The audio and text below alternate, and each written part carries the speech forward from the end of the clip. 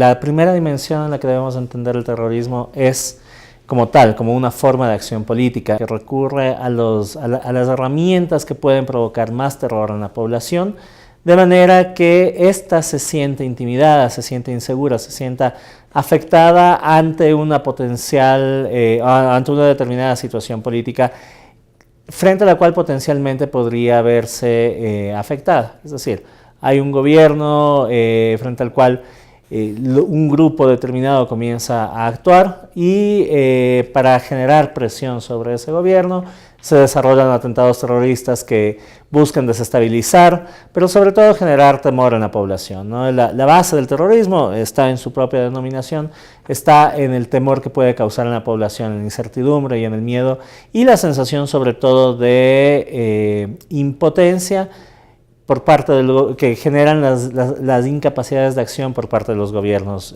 afectados por este fenómeno.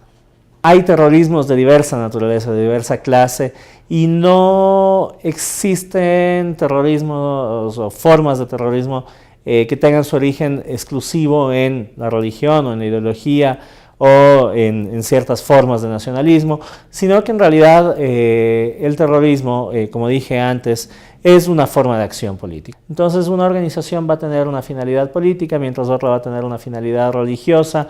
En fin, los resultantes posibles del terrorismo son múltiples. Tenemos terrorismos o acciones terroristas generadas por pretensiones religiosas, y estas creo que las podemos ver con bastante frecuencia en las acciones de ISIS, en las acciones de algunos grupos islámicos radicales, Al-Qaeda también. Y luego podemos tener acciones de terrorismo, que esta es una clasificación un tanto más compleja, que es la del terrorismo de Estado.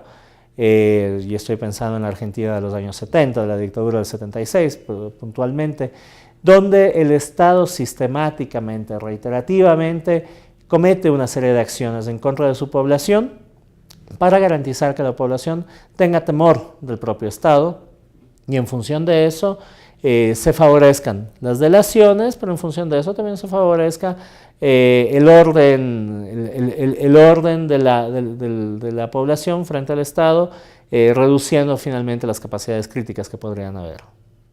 Siento que los grupos que justifican el uso del terrorismo lo hacen primeramente en función de considerar que no hay ningún otro mecanismo institucionalizado de generación de respuestas a sus demandas, ¿no? Y ante el silencio, ante la incapacidad de encontrar respuesta por parte de las instituciones estatales, encuentran en la violencia una buena forma de llamar la atención. Y esto es importante. El terrorismo por sí mismo no es un fin, es un medio. El terrorismo lo que sirve es para llamar la atención de los actores, para forzar a que todos volvamos la mirada sobre un problema, sobre un tema específico. Creo que en América Latina las formas más evidentes que podemos tener han sido las acciones terroristas por parte de los propios estados, y esto es muy perverso. Pero también han existido agrupaciones que han operado con medios terroristas, ¿no?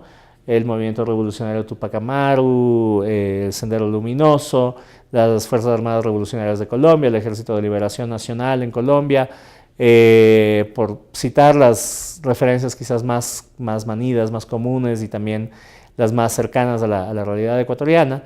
Y han existido estas organizaciones que han cometido actos terroristas con la finalidad de llamar, insisto, la atención sobre una lucha particular que éstas desencadenaban. Una de las grandes discusiones, sin embargo, que se intercala allí es cómo muchas de estas organizaciones dejaron de lado su búsqueda política, sus intereses políticos, y se convirtieron en organizaciones que fundamentalmente se dedicaban a hacer terrorismo, ¿no? Tradujeron sus medios en fines, ¿no? Convirtieron sus medios en fines. Y esto se volvió perverso en la actuación de muchas de ellas. Ahora, en el caso ecuatoriano, los datos yo creo que pueden ser un poco contradictorios. Es decir, puede ser sumamente fácil acusar a Alfaro Vive, por ejemplo, de ser una organización terrorista. podríamos encontrar en el asesinato de Naim Isaías un acto terrorista. Sin embargo, en la medida en que había una ausencia de sistematicidad en las acciones violentas y que, si bien estas acciones generaban temor en la población, estas no necesariamente, y aquí la historia es un poco borrosa, pero no necesariamente tenían como finalidad aquello. Esto nos llevaría a cuestionar la categoría de terrorismo. Pero, sin embargo, en la medida en que esta categoría tiende a ser de fácil uso, fue justamente tergiversada y utilizada por el gobierno en aquel periodo, el gobierno de Febres Cordero, para generar una dosis de terror en la población. Y aquí tenemos la documentación que encuentra la Comisión de la Verdad, donde revela una serie de actuaciones sistemáticas por parte del Estado ecuatoriano para amedrentar a la población, para reducir los focos de oposición y generar, yo no sé si lo podemos denominar específicamente terrorismo de Estado, pero probablemente una condición muy limítrofe y muy cercana a esta. Y digo, no voy a calificarlo como terrorismo de Estado porque me parece que probablemente la profundidad de las acciones y la sistematicidad por parte del Estado no llegaron a cumplirse, ¿no? Se quedó un poco corto, digamos, si lo queremos ver así, afortunadamente. Y me parece que no hubo la capacidad definitiva para desarmar a la población, a la sociedad civil, y esto es importante. El terrorismo, en esencia, en cualquier parte del mundo, bajo cualquiera de las formas, sea de Estado, sea de un organismo, lo que busca en última instancia es que la sociedad civil se sienta indefensa, atemorizada y contraída sobre sí mismo. Y en el caso ecuatoriano, en ese periodo, afortunadamente no se logró ese último objetivo del terrorismo, sino que produjo lo contrario. La población se movilizó y eventualmente hubo una elección distinta, ¿no? Yo creo que el terrorismo se va a mantener como una forma de poner temas en la agenda, como una forma de visibilizar demandas de estos grupos, que, insisto, en unos casos podemos considerarlas justas, en otros casos pueden ser lo más injustas posibles. El problema no está allí, ¿no? El problema está en el uso de los medios. Los medios violentos para llamar la atención sobre un problema van a seguir siendo un mecanismo, creo yo, bastante eficiente de estas organizaciones para plantear su reclamo, para ejercer o mejor dicho, para visibilizar su mirada sobre una circunstancia específica.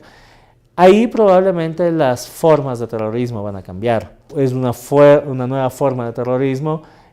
Hackear el acceso a internet en determinadas cuentas, generar el temor alrededor de que mi información deja de ser segura, de que mi banco deja de ser seguro. Y claro, esto finalmente termina desencadenando temor en la población, ¿no? Y esa es la finalidad. El terrorismo puede cambiar la forma. El objetivo, la razón de ser del terrorismo como medio, yo creo que se mantiene. Atemorizar a la población, desactivarla y eventualmente, por parte de las organizaciones, poder implementar una determinada agenda, una determinada serie de acciones.